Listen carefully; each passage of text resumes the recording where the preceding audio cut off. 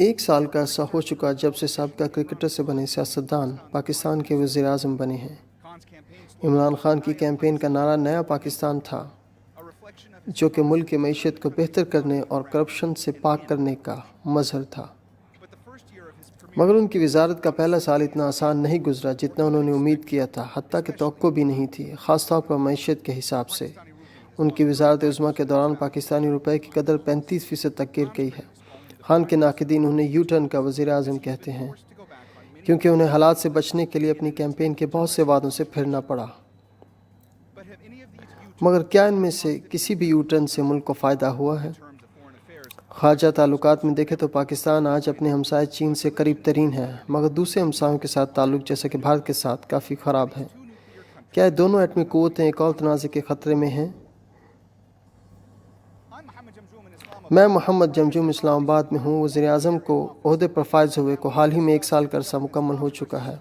میں ان کے ساتھ بیٹھا اور گفتگو کی ان کی حکومت کے مسائل اور پاکستان کی خارجہ اور داخلی پالیسی پر۔ پاکستانی وزیر اعظم عمران خان بات کر رہے ہیں الجزیرہ سے۔ پاکستانی وزیر اعظم: شکریہ الجزیرہ سے بات کرنے پر۔ آپ بہت جلد اقوام متحدہ جنرل اسمبلی نیو یارک میں اپنا پہلا خطاب کریں گے بطور پاکستان کے وزیر اعظم۔ کیا پیغام آپ بین الاقوامی برادری کو دیں گے وہاں؟ جی، عام حالات میں تو میں وہاں موسمیاتی تبدیلی پر بات کرتا۔ پاکستان ان چند ممالک میں سے ہے جو بہت زیادہ متاثر ہوئے موسمیاتی تبدیلی سے۔ میں اس پہ کافی تفصیل سے بات کرتا۔ اور دوسرا اسلاموفوبیا، خاص طور پر مغربی ممالک میں جو مسلمان بستے ہیں، اور بلا شبہ بھارت میں اسلاموفوبیا، اور بھارت میں مسلمان اس وقت کچلے جا رہے ہیں۔ مگر کشمیر میں جو کچھ ہو رہا ہے، اس وجہ سے میں خاص کشمیر پر وہاں بات کروں گا۔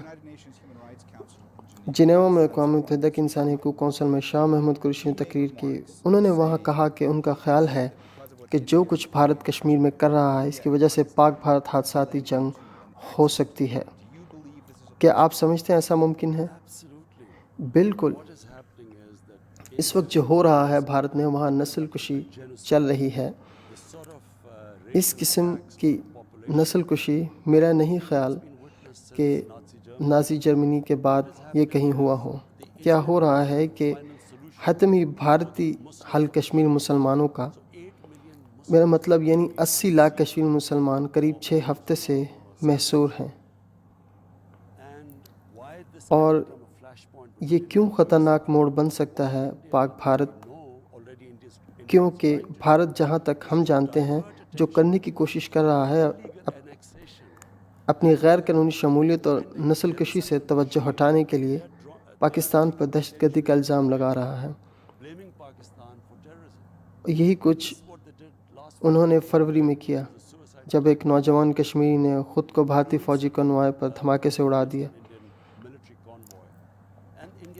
اور بھارت نے پاکستان پر الزام لگایا اور پھر بمباری کی ہم پر، اور ہمیں ڈر ہے کہ یہ پھر ہوگا، کیونکہ وہ جو کچھ کشمیر میں کر رہے ہیں اس کے نتیجے میں وہاں سے کوئی رد عمل آئے گا، اور وہ پھر پاکستان پر الزام لگائیں گے تاکہ دنیا کی توجہ ہٹا سکے اس نسل کشی سے۔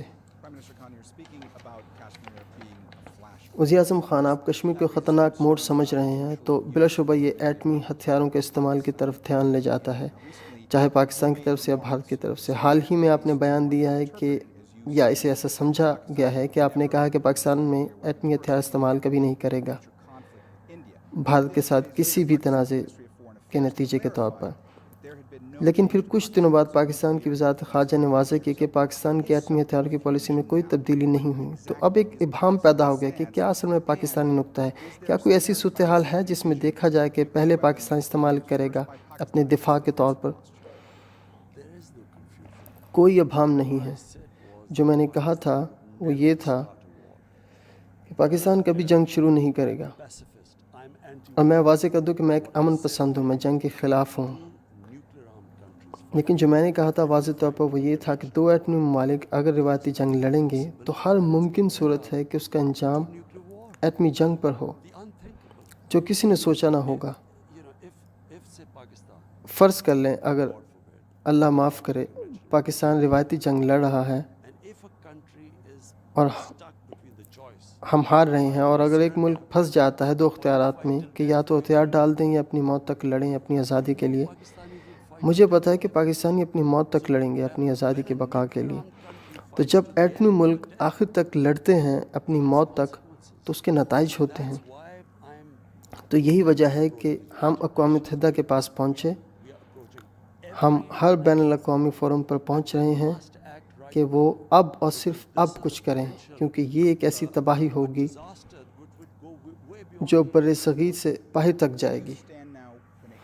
اس وقت آپ کہاں کھڑے ہیں اگر بات چیت کی پیشکش کی بات کی جائے تو؟ کیونکہ پہلے آپ کہتے تھے کہ آپ تیار ہیں اس کے لیے، اور پھر حال ہی میں آپ نے کہا کہ اب مزید نہیں۔ جب سے میں نے عہدہ سنبھالا ہے، اور یہ آخری اگست کی بات ہے، ہم نے بارہا کوشش کی ہے بات چیت شروع کرنے کی بھارت سے، تاکہ ایک تہذیب یافتہ ہمسایوں کی طرح رہیں، اپنے اختلافات کو حل کریں، اور ایک ہی اختلاف ہے کشمیر کا، اور اس کو سیاسی افہام و تفہیم سے حل کریں۔ اور کیوں تجارت ضروری ہے پاکستان اور بھارت کے مابین؟ دونوں ممالک غربت کا شکار ہیں، دونوں ممالک موسمیاتی تبدیلی سے شدید متاثر ہیں، ہم دونوں کے ایک جیسے مسائل ہیں۔ تو میں نے رابطہ کیا کہ ہم بات چیت دوبارہ شروع کریں اور اپنے اختلافات ختم کریں۔ ہم نے بار بار کوشش کی اس کی، لیکن جب بھی ہم نے بات چیت کی کوشش کی،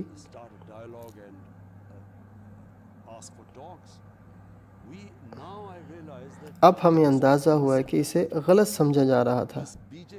یہ بھارتیہ جنتا پارٹی کی شدت پسند تنظیم، نسل پرست جابر حکومت نے اسے ایسا سمجھا کہ جیسے ہم ان سے ڈرے ہوئے ہیں، کہ ہم ان کی خوشامد کر رہے ہیں، کہ ہم انہیں خوش کرنے کی کوشش کر رہے ہیں۔ اور نتیجے کے طور پر ہم نے دیکھا کہ ایک طرف جب ہم بات چیت کرنے پر زور دے رہے تھے، اور دوسری طرف ہمیں فیٹف کی بلیک لسٹ فہرست میں شامل کرنا چاہ رہے تھے۔ اگر پاکستان گرے سے بلیک میں شامل کیا جاتا تو اس کا مطلب ہے پاکستان پر پابندیاں لگ جائیں گی، تو ہمیں معاشی طور پر دیوالیہ کرنا چاہ رہے تھے۔ اس وقت پھر ہم پیچھے ہٹ گئے اور بھانپ لیا کہ یہ حکومت کسی خاص ایجنڈے پر ہے، ایجنڈا پاکستان کو تباہی کی طرف لے جانا ہے۔ تو اس وقت کوئی جواز نہیں بھارت سے بات چیت کا۔ جب سے انہوں نے آرٹیکل 370 کو ختم کرنے اور کشمیر کو غیر قانونی طور پر اپنے ساتھ ملانے کے بعد اقوام متحدہ کی قراردادوں کے خلاف، جس نے ضمانت دی تھی کہ اس کا فیصلہ ریفرینڈم سے ہوگا، تو انہوں نے یک طرفہ طور پر نہ صرف بین الاقوامی قوانین کی خلاف ورزی کی ہے بلکہ اپنے آئین کی بھی۔ تو کوئی سوال ہی پیدا نہیں ہوتا بھارت سے بات چیت کا ان حالات میں۔ تو اگر سفارتی تعلقات کو اتنا کم کرنے سے بھارت کے کشمیر کے متعلق موقف میں تبدیلی آئی ہے، اور تجارتی تعلقات ختم کرنے سے بھارت کے موقف میں تبدیلی آئی، اور اگر اب بات چیت کی کوئی امید باقی نہیں، تو کیا اور پاکستان کر سکتا ہے؟ بالکل اب مزید کچھ ایسا نہیں جو ہم کر سکیں، ماں سوائے تمام بین الاقوامی تنظیمیں جو دوسری جنگ عظیم کے بعد بنی ان تک رسائی، خاص کر کے اقوام متحدہ۔ تو ہم پر امید ہیں کہ ان تنظیموں تک رسائی اور طاقتور ممالک تک رسائی، سپر پاور امریکہ، چین، جیسے کہ چین بہت معاون ہے، روس، یورپی ممالک، تو ہم سب تک پہنچ رہے ہیں کہ یہ خطرناک موڑ کشمیر کا اگر انہوں نے حل نہ نکالا تو اس کا اثر پوری دنیا پر ہوگا۔ اور بدقسمتی سے یہ بڑی منڈی کے نظریے نے ممالک جو بڑی تجارتی منڈی تلاش کرتے ہیں اپنے لوگوں کے روزگار کے لیے، وہ بھارت کو 1 ارب لوگوں کی تجارتی منڈی کے طور پر دیکھتے ہیں، وہ اس بات کا اندازہ نہیں کر رہے کہ اگر اب انہوں نے مداخلت نہ کی تو اس کے نتائج نہ صرف برصغیر پر، جیسا کہ میں نے پہلے کہا، دنیا کی تجارت پر، ہر کوئی اس سے متاثر